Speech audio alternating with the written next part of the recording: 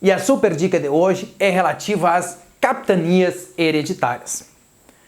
As capitanias hereditárias, num primeiro momento, a gente pode lembrar que nada mais é que o quê? Que foram doações de terras pelo rei aos chamados donatários. Aqueles que seriam donos e que teriam que administrar e desenvolver as capitanias. Os livros nos contam que o rei chamou seus donatários lá e disse assim: eu tenho duas notícias para os senhores, uma boa e a outra ruim. A boa é que eu estou te doando um lote de terra lá no Brasil, e a ruim é que você vai ter que desenvolver as suas próprias custas. E esse lote de terra media de 30 a 75 léguas sobre a linha da costa. Numa média, no sentido norte-sul, essa capitania media 250 quilômetros. Já no sentido leste-oeste, como a gente está falando de uma linha imaginária de Tordesilhas, não se tinha a exata medida. Vejam que as capitanias elas respeitaram. É aquele desenho que a gente vê fatiado do espaço pertencente a Portugal. O rei que criou as capitanias foi Dom João III, o colonizador, assim como ele tinha feito na expedição do Martim Afonso de Souza. Essas capitanias elas vão ser divididas em 14 lotes e 12 donatários. Por que 12 donatários se são 14 lotes? Porque a gente vai ver que alguns donatários acabarão recebendo 2 lotes de capitanias. É a primeira estrutura administrativa do Brasil. E aí eu chamo a atenção para você o seguinte: a evolução da estrutura do Brasil ela passa por capitanias hereditárias na época colonial, por províncias na época do Império e por estados na época da República. Isso você precisa anotar aí no seu caderno, aí no seu resumo, para lembrar. Capitanias hereditárias na época da colônia. Depois eu tenho províncias na época do Império. E por fim eu vou ter os estados na época da República. Importantíssimo esse conhecimento. Então é a nossa primeira estrutura administrativa e pode-se dizer também política do Brasil. Juntamente com as câmaras municipais que atuariam aqui. Porém, dessas 14 capitanias, só 2 tiveram sucesso, Pernambuco e São Vicente.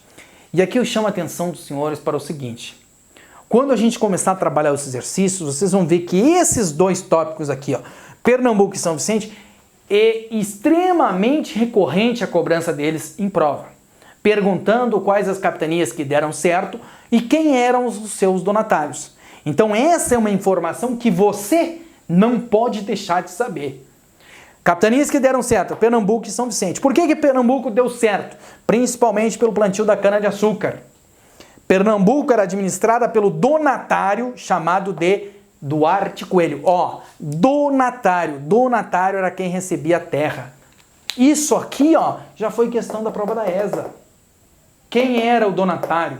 E aí a gente tem que tomar cuidado, porque na América Espanhola, mais adiante a gente vai ver algumas aulas voltadas especificamente para a SPSEC e o Enem, que lá existiam os chamados adelantos, que recebiam terras também, capitulações e tal. Mas lembre-se, quando fala em capitania, eu tenho que lembrar dos donatários. Eles eram os donos.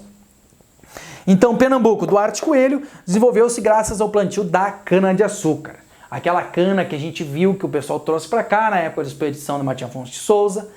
Lá na região nordeste ele encontrou o solo chamado Massapé e dali ele se desenvolveu. A outra capitania que deu certo foi a de São Vicente, doada a Martim Afonso de Souza, o MAS aqui, Martim Afonso de Souza, administrada pelo padre Gonçalo Monteiro. Presta atenção aqui no que a gente vai falar.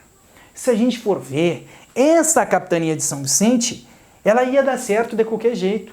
Por quê? Porque ela foi criada em cima daquele primeiro núcleo de povoamento do Brasil, criado em 1532. Já tinha uma estrutura administrativa. Então, a capitania que realmente, a única capitania que conseguiu ter êxito foi a do Duarte Coelho, porque ele teve que trabalhar naquele local e ter o êxito. Certo? Mas esse é um detalhe para que ele doa algo mais. Mas quando ele fala em capitania que deu certo, Pernambuco e São Vicente, não pode ter dúvida dessas duas aí. Foram as únicas 2 que deram certo. Correto? Partindo para aqui, a gente tem assim, qual a causa da criação das capitanias hereditárias? E esta é uma questão, em um concurso nos anos anteriores, na prova da SPSEC, o examinador tentou fazer uma confusão lá, e aí vocês vão ver que é bem comum juntar Expedição de Martim Afonso de Souza, capitanias hereditárias do governo geral, juntar as características desses três movimentos colonizadores e tentar confundir a cabeça de você, o aluno. E aí, quando eu falo a causa da criação das capitanias, eu tenho que lembrar: sucesso nas ilhas de Açores e Madeira. Ilhas de Açores e Madeira. Os portugueses colocaram lá e deu certo. Só que aí tem alguns detalhes que a gente tem que se atentar. Lá era bem próximo de Portugal, era mais fácil de ter o controle. Lá eram espaços menores de ser administrados.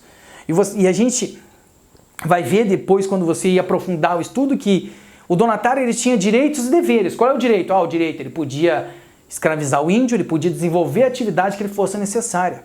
Qual o dever? O dever é que ele tinha que mandar uma quantia X de pau-brasil por ano, ele era obrigado a colonizar a sua capitania, ele era obrigado a desenvolver uma atividade que contribuísse para a metrópole. Ou seja, os deveres dos donatários eram maiores que seus direitos, certo? Então, Ilhas de Açores e Madeira. Chama atenção para vocês, para tomar cuidado, e naquela coisa que o estudo ele vai se tornando uma bola de neve, aí a gente tem que tomar o cuidado que o quê? Quando a gente falou lá de Tordesilhas, a gente falou de Ilhas de Cabo Verde. Aqui a gente está falando de Ilhas de Açores e Madeira, ambos em território português, ambas pertencentes a Portugal. Cuidado! Quais os documentos que geravam essa capitania? Carta de doação e foral. A carta de doação nada mais era que a doação da terra ao donatário pelo capitão-mor, pela figura do rei. E o foral? O foral fixava direitos e deveres dos donatários. Presta bastante atenção no que eu vou dizer para você. Aqui, questão extremamente batida por diversas bancas. Da carta de doação e foral a esses documentos importantes para a criação das capitanias. Principalmente o foral, porque a carta de doação, pelo próprio nome, a gente já sabe o que é. O foral, porque é aquele que fixava direitos e deveres dos donatários. Cuidado! A primeira capitania acabou sendo a Ilha de São João. A gente já comentou sobre ela aqui. A partir de 1502 ela acabou sendo doada a Fernão de Noronha para explorar legalmente o pau-brasil em território brasileiro. Então a primeira capitania, Ilha de São João, ou mais tarde chamada de Fernão Noronha, em homenagem àquele que explorou legalmente o pau-brasil aqui, lá no início do período pré-colonial.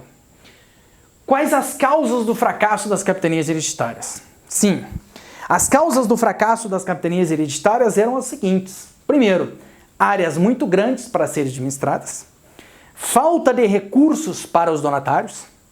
E aí, se você for ler, você vai ver que desses 12 donatários, teve alguns que nem vieram para o Brasil. Por quê? Porque o rei não perguntou quem era voluntário ou não para assumir uma capitania. Ele só chamou e disse assim: a partir de hoje tu tem uma capitania lá no Brasil. E isso era um problema. A gente vai ver que a indisciplina dos colonos que estavam aqui colaborava para o insucesso das capitanias, assim como a questão dos indígenas, os ataques de indígenas e as incursões dos piratas. Os donatários não tinham como fazer a defesa desse local. Então isso leva ao fracasso das capitanias. De uma maneira geral, as capitanias deram certo? Não deram certo. O que foge à regra? Pernambuco e São Vicente. Essas duas foram as duas que prosperaram, que deram êxito e se mantiveram. Porém, tem algumas coisas que são importantes e a gente tem que tomar cuidado. As capitanias elas só vão ser extintas em 1759 pelo Marquês de Pombal. O Marquês de Pombal, lá um déspota esclarecido, né? Ele vai assumir a administração portuguesa e a partir dali administra as capitanias hereditárias. Porém, aqui convém uma informação importante que é o seguinte: a partir da criação dos governos gerais de 1548, as capitanias hereditárias não foram extintas. Porém, parou a doação de terra ao capitão-mor, né? O donatário não vai mais receber terra. Então lembre-se, quando criou o governo geral em 1548, termina essas capitanias hereditárias. Errado! Não se termina, ela se mantém. O que não existe mais é a doação da terra pelo capitão-mor. Para se ter uma noção, aqui a gente teria o mapa do território brasileiro e aqui a gente teria, mais ou menos o Tratado de Tordesilhas, a linha do Tratado de Tordesilhas. As capitanias seriam isso daqui, certo? As capitanias seriam isso aqui, seriam faixas litorâneas. Por que eu fiz questão de mostrar esse desenho, visualizar, para chamar a atenção dos senhores pelo seguinte: a capitania hereditária ela contribuiu para a configuração geográfica do Brasil. Olhem no mapa depois da região Nordeste. A região Nordeste, o formato dos estados, segue a característica das capitanias hereditárias. Então é importante. A gente vai ver que o Tratado de Madrid colaborou para a nossa configuração geográfica e também as capitanias hereditárias vão contribuir para a configuração geográfica do Brasil. Ou seja, as capitanias hereditárias, de uma certa maneira, elas contribuíram para a formação do mapa do Brasil. Apesar dela ter sido ali, de uma maneira geral, um fracasso. Porém, para encerrarmos isso daqui, não posso me ater de chamar a atenção de vocês para dois tópicos aqui muito cobrados em concursos, os mais variados concursos, que é o das duas capitanias, Pernambuco e São Vicente, tem que estar na massa, e dos dois documentos, carta de doação e foral. Foral era direitos e deveres dos donatários. Essas duas questões, elas caem nos mais variados concursos e a gente tem que tomar cuidado e não pode passar despercebido. Certo? Se você gostou, inscreva-se no canal, deixe lá o seu like, compartilhe essa aula com seus colegas, inscreva-se e ative a sua notificação. Para quê? Para estar sabendo quando a gente tem novidades. Logo, logo a gente vai estar fazendo alguns exercícios relacionados a esses assuntos que já foram cobrados em provas.